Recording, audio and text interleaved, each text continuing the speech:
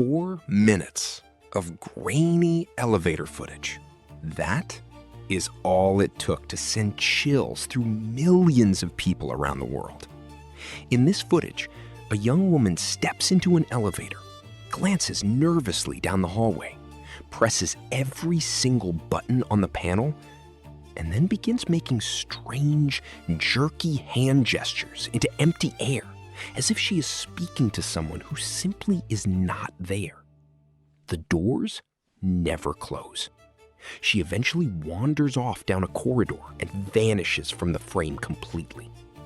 This was the very last time anyone ever saw Elisa Lam alive, and what happened to her afterward would become one of the most talked about mysteries of the last decade. A case that blended real tragedy with internet obsession in a way nobody expected. Before we get into what actually happened, you need to understand who Elisa really was, because she was so much more than a name attached to a viral video.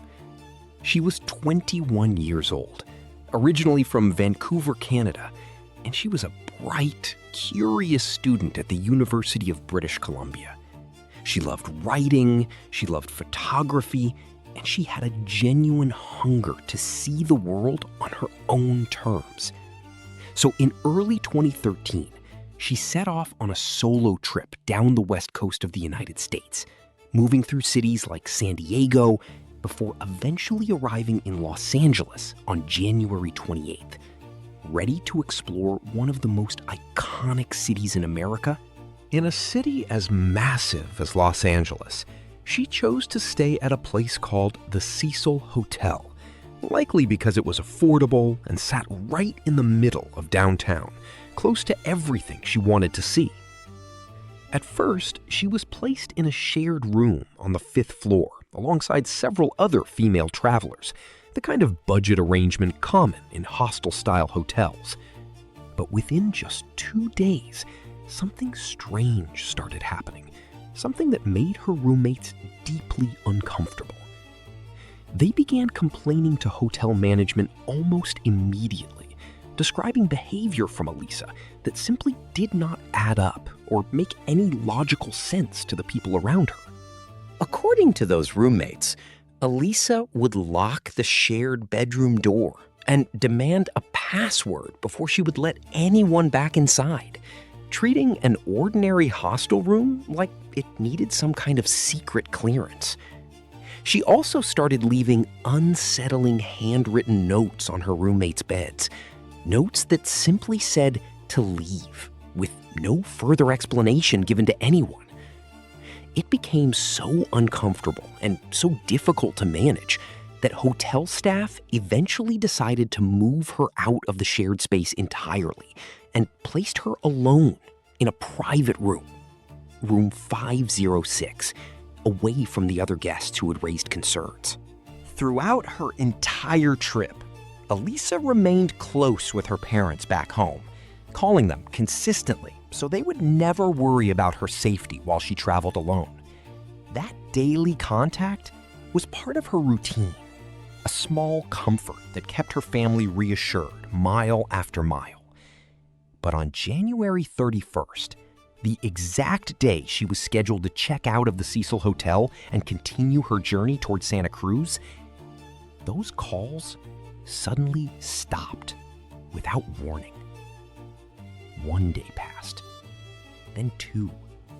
Her parents grew increasingly frantic with worry, eventually flying to Los Angeles themselves and filing an official missing persons report with the Los Angeles Police Department. From the very first day of the investigation, police treated this case with unusual seriousness, largely because of the troubling reputation attached to the Cecil Hotel itself. When it originally opened its doors back in 1924, the Cecil was designed to be a glamorous destination for wealthy businessmen and curious tourists visiting downtown Los Angeles. But everything changed after the Great Depression hit in the 1930s, transforming the neighborhood around it into what became known as Skid Row, an area defined by extreme poverty, homelessness, and desperation that reshaped the hotel's entire identity for decades to come. Over time, the Cecil slowly turned into a cheap, low-budget lodging option, where people rented rooms by the hour rather than the night, and it quickly became a magnet for illegal activity of every kind.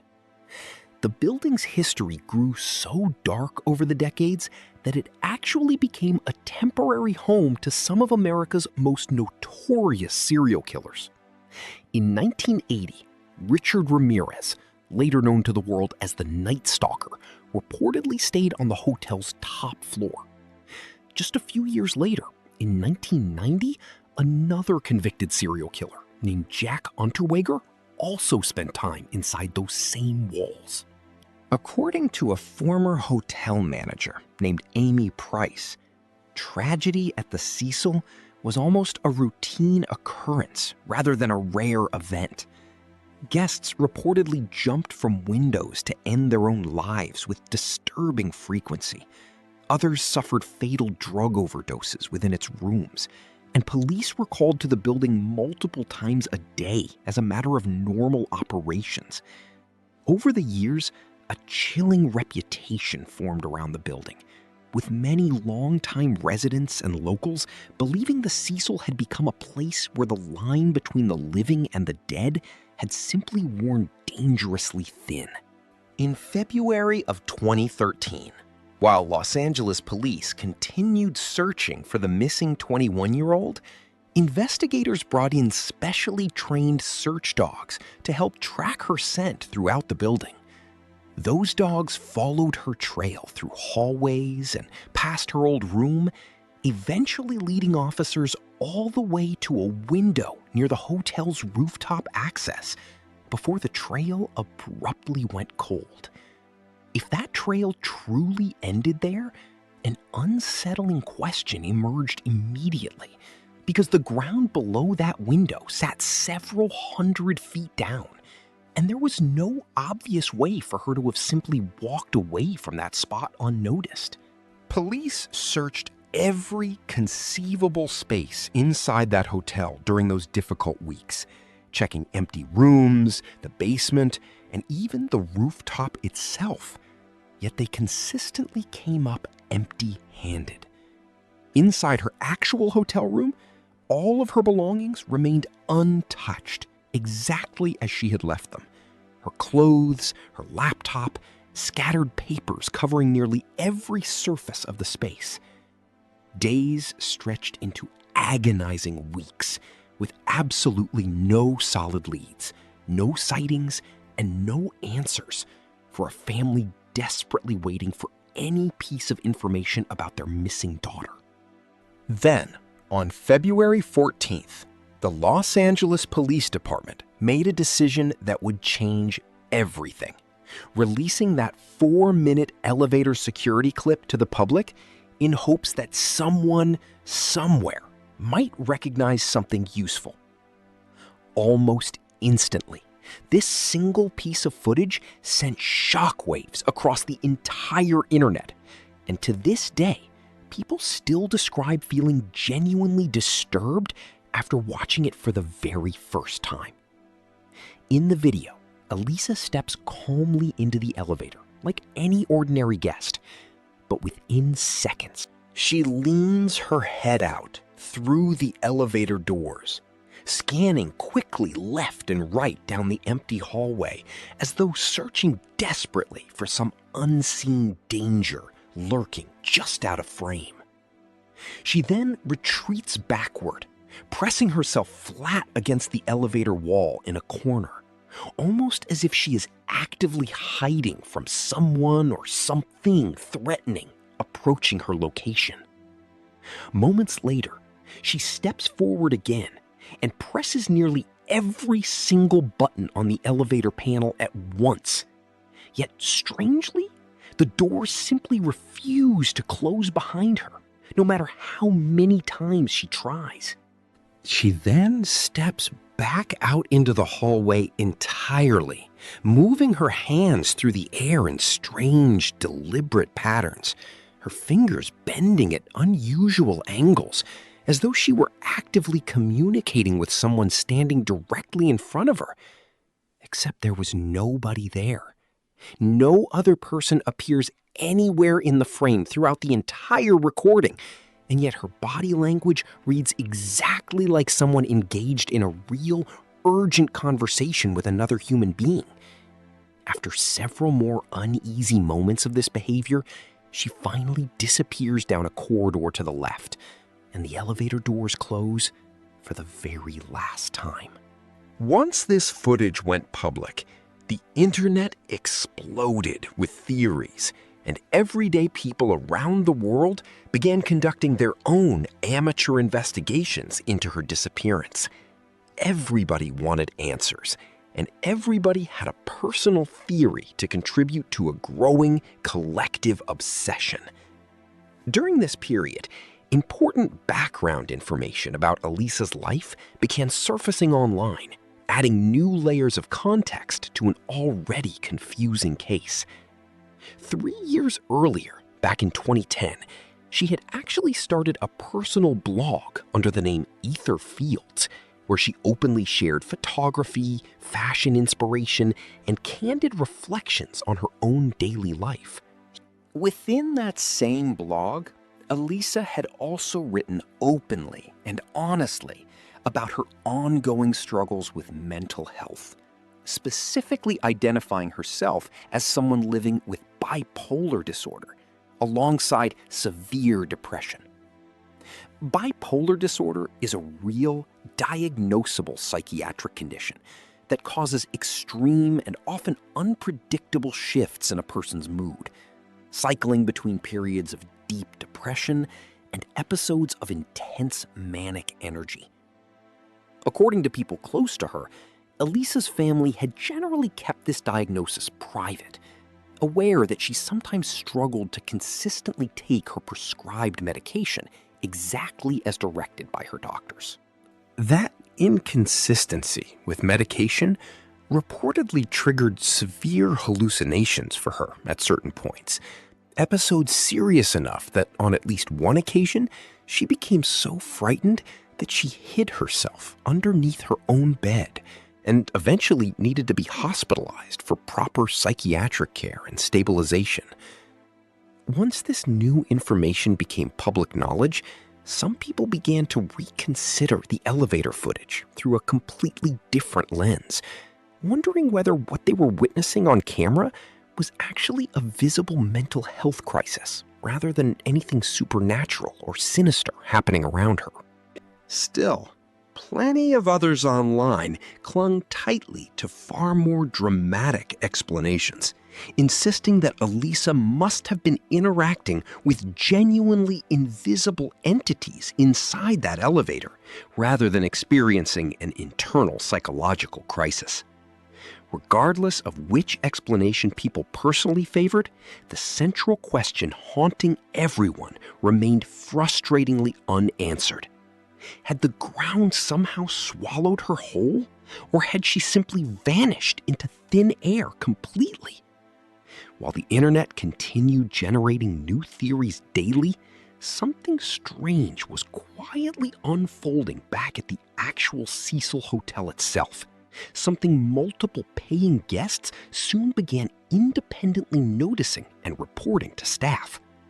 Guests staying at the hotel started repeatedly complaining to the front desk about their tap water, describing water that ran unusually dark and murky, before eventually losing almost all of its normal water pressure entirely. These complaints continued mounting from hotel faucets, developed a distinctly foul, unpleasant odor that guests simply could not ignore any longer. Finally, on February 19th, hotel management made the practical decision to send a maintenance worker named Santiago Lopez up to the rooftop specifically to inspect the building's water tank system for any obvious problems. 4 massive water tanks sat on top of that roof, quietly supplying water throughout the entire hotel below for years without any real issues. When Santiago approached the very first tank, he immediately noticed its heavy lid was sitting completely open, something clearly out of place for equipment that should have remained sealed at all times. Climbing a small ladder to peer directly inside, what he witnessed in that next instant would haunt him for the rest of his life. Because floating silently in the dark water below was the lifeless body of a young woman. And it was Elisa Lam. Police and forensic investigators arrived at the scene almost immediately. And when they finally recovered her body from that tank, a whole new set of disturbing questions emerged that only deepened this already complicated mystery. Elisa's body was found completely unclothed, without a single article of clothing anywhere on her, even though every piece she had worn in that elevator video, her red hoodie, her shorts, along with her wristwatch and room key, were all discovered separately floating inside that same tank. Everyone immediately wondered how exactly she managed to reach a locked rooftop in the first place, and why she would have removed her own clothing once she got there. Rooftop access doors at the Cecil were fitted with alarms, specifically to prevent regular guests from wandering up there unsupervised, which meant something clearly didn't add up with the obvious explanations available at that time. This detail alone caused many online commentators to speculate that a hotel employee must have been directly involved somehow, perhaps using a master key to grant her secret access to a restricted area. Around this same period, supernatural theories gained enormous traction after people noticed unsettling parallels between Elisa's death and a 2005 horror film called Dark Water, which also featured a rooftop water tank concealing a body. That same film even includes a pivotal elevator scene that many viewers online insisted looked remarkably similar to Elisa's own recorded footage, fueling talk of black magic, curses, or some paranormal force controlling events inside that building. But the actual truth behind this tragedy turned out to be something entirely different from any of these dramatic online theories. Something far more human and, honestly, far more heartbreaking than any horror movie plot could ever be.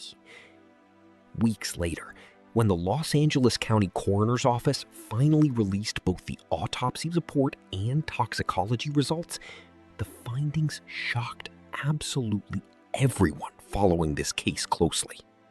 The official autopsy report clearly stated there were no signs whatsoever of physical assault, violence, or sexual trauma found anywhere on her body during the examination. She had no broken bones and no injuries consistent with any kind of struggle occurring before her death, meaning conclusively that she had not been murdered by anyone. Toxicology results also confirmed she had not consumed any alcohol and had not taken any illegal recreational drugs whatsoever in the time leading up to her death, ruling out an entire category of theories people had been circulating for months. However, doctors did find something significant in her bloodstream that ultimately revealed the true tragic story behind this entire case. They discovered clear traces of her prescribed psychiatric medications, but strangely, toxicology showed she had stopped taking her specific antipsychotic medication and mood stabilizers in the days immediately before her death. According to medical experts, when a person managing bipolar disorder discontinues mood stabilizers while continuing antidepressants alone, it can trigger a sudden and genuinely dangerous manic episode with very little warning beforehand. When someone experiences a severe manic episode of this kind, they can lose meaningful control over their own perception of reality entirely, entering a psychological state clinically known as psychosis. During an episode like this, a person can experience intense, overwhelming fear, genuinely believing that someone or something is actively trying to harm them in that exact moment. They can experience vivid hallucinations, meaning they see things and hear voices that simply are not present anywhere in their actual physical surroundings, yet feel completely, terrifyingly real to them in that moment. When psychiatric professionals eventually reviewed that same elevator footage everyone had already seen countless times, they confirmed something important that reframed the entire narrative surrounding her death. Her strange hand gestures, her attempt to hide in the corner, and her apparent conversation with someone invisible were not evidence of any ghost or supernatural entity whatsoever. Instead, these behaviors were consistent with someone experiencing a genuine psychiatric crisis, desperately trying to protect herself from threats that existed only within her own mind, yet felt entirely, inescapably real to her in that terrifying moment. Even after this medical explanation emerged, one important question still remained completely unanswered for investigators working this case. How exactly did an ordinary hotel guest reach a rooftop protected by working alarms without triggering any kind of security response? The answer eventually came from an unexpected source. A Chinese tourist who happened to stay at the Cecil Hotel just 2 weeks after Elisa's body was discovered there. That same tourist recorded her own video, revealing that beyond the interior alarmed doors, the building also had an exterior fire escape staircase connecting directly to a window on the 14th floor. If someone climbed out through that particular window, they could access the exterior staircase directly and walk straight up to the rooftop without ever triggering a single interior alarm system along the way. Remarkably, this was the exact same window location where police search dogs had originally lost Elisa's scent months earlier during their initial search efforts. This crucial detail finally confirmed the missing piece of the puzzle, showing definitively that she had climbed through that specific window and made her way directly onto the rooftop completely undetected by hotel security. With this final piece in place, the entire tragic sequence of events finally came together into one coherent, devastating picture. That night, Elisa was trapped inside an extreme manic episode, overwhelmed by genuine terror from threats that existed only within her own distressed mind. In her panic, she fled through that window and climbed the fire escape stairs specifically to escape whatever she believed was chasing her, eventually reaching the rooftop where those massive water tanks were located, still surrounded by that same overwhelming sense of danger. Once there, she used the small ladder attached to the tank's exterior, opened its heavy lid, and climbed directly inside the water, likely believing this was somehow a way to hide herself from the danger she perceived chasing her. Unfortunately, the water level inside that tank meant she could never physically climb back out to the rim once she had jumped in, and there was no internal ladder present to help her escape from inside. The water itself was extremely cold, and within a fairly short amount of time, the harsh reality of her situation must have become horrifyingly clear to her. Regarding the missing clothing found separately in the tank, forensic and drowning experts have a clear, evidence-based explanation for what likely happened next. When a person struggles while drowning, Wet clothing absorbs significant amounts of water and becomes remarkably heavy, actively pulling a struggling swimmer further downward beneath the surface. As Elisa fought desperately to stay afloat, she likely removed her clothes, shoes, and watch specifically to reduce that added weight, a completely natural survival instinct that unfortunately was not enough to save her in that situation. She spent her final hours alone inside that dark, cold tank, fighting to survive in complete isolation from anyone who could help her. And eventually, she was overcome by exhaustion and drowned. Elisa Lam's death was never the result of murder, nor was it connected to anything supernatural or paranormal whatsoever, despite everything the internet desperately wanted to believe throughout those long, uncertain months. Instead, her death represents an incredibly painful and heartbreaking consequence of untreated mental illness colliding tragically with isolation, fear, and a system that simply could not reach her in time. Elisa's parents later filed a negligence lawsuit against the Cecil Hotel, arguing that management should have kept those rooftop water tanks properly secured and locked at all times. Ultimately, a judge dismissed that particular lawsuit, closing one of the last remaining legal chapters connected to this heartbreaking case. Perhaps the most important lesson buried within this entire story has nothing to do with elevators, hotels, or viral internet footage at all, and everything to do with how we talk about mental health as a society. People online consistently crave a clear mystery paired with an obvious villain because it feels far more comforting to imagine life as some kind of thrilling movie plot with a tidy explanation waiting at the end. We often prefer believing in ghosts or hidden killers rather than confronting the uncomfortable truth that a person's own mind, under the weight of serious, untreated illness, can sometimes become the most dangerous threat they will ever face. Elisa Lam was not a horror movie character or an internet mystery to be solved for entertainment. She was a real young woman experiencing a real medical crisis, alone, far from home.